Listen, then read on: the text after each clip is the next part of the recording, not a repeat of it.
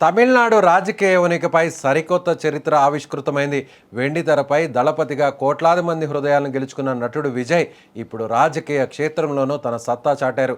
ఆయన స్థాపించిన Tamilaga Vetri కలగం TVK party ఆరంగేట్రంలోనే అఖండ విజయం దిశగా దూసుకుపోతుండటంతో అటు తమిళనాట ఇటు తెలుగు రాష్ట్రాల్లోనూ రాజకీయ వేడి రాజుకుంది. ఈ చారిత్రాత్మక విజయంపై ఆంధ్రప్రదేశ్ ఉప ముఖ్యమంత్రి పవన్ కళ్యాణ్, రాష్ట్ర మంత్రి నారా లోకేష్ మరియు మాజీ ముఖ్యమంత్రి వైఎస్ జగన్మోహన్ రెడ్డి స్పందిస్తూ విజయ్ హృదయపూర్వక అభినందనలు తెలిపారు. ఏపీ ఉప ముఖ్యమంత్రి పవన్ కళ్యాణ్ తన సందేశంలో విజయాన్ని ప్రత్యేకంగా ప్రస్తావించారు.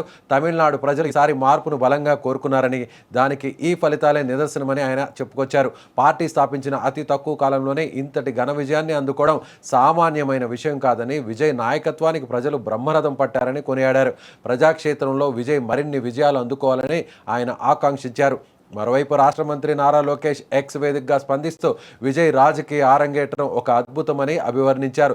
దశాబ్దాలుగా కొనసాగుతున్న ద్రవిడ పార్టీల ఆధిపత్యానికి తెరదించుతూ విజయ్ సాధించిన ఈ విజయం ఓటర్లు మారుతున్న ఆకాంక్షలకు ప్రతిబింబమని పేర్కొన్నారు. ప్రజా జీవితంలోకి అడుగుపెట్టి బాధ్యత మరియు నిబద్ధతతో ప్రజల కలలను నెరవేర్చే దిశగా విజయ్ అడుగులు వేయాలని లోకేష్ కోరారు.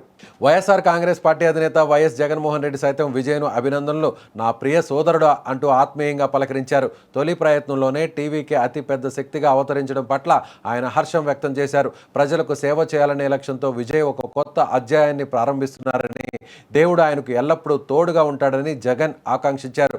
అధికారం అంటే కేవలం హోదా మాత్రమే కాదని, అది నిరంతర ప్రజాసేవ అని విజయ్కు ఈ సందర్భంగా గుర్తు చేశారు. మొత్తానికి పొరుగు రాష్ట్రమైన తమిళనాడులో చోటు చేసుకున్న ఈ రాజకీయ మార్పుపై ఏపీ నేతలు సానుకూలంగా స్పందించారు. అస్సాం, పశ్చిమ బెంగాల్ ఫలితాలతో పాటు తమిళనాడులో విజయ్ ప్రభంజనం ఇప్పుడు దేశవ్యాప్తంగా చర్చనీయాంశంగా మారింది. కొత్త తరం నేతలు రాజకీయాల్లోకి రావడం ప్రజాస్వామ్యానికి శుభసూచకమని విశ్లేషకులు భావిస్తున్నారు.